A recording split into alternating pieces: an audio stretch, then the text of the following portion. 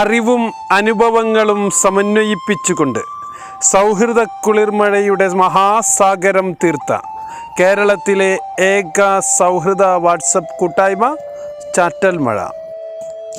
ഫെബ്രുവരി 17 തിങ്കളാഴ്ച രാത്രി 8:30 ചാറ്റൽ മഴയുടെ ഫ്ലോറിൽ ജീവിതാനുഭവങ്ങളുടെ കഥ പറച്ചിലുമായി പ്രിയപ്പെട്ട സാറാമ്മ നീലഗിരി നമ്മോട് സംവദിക്കുന്നു.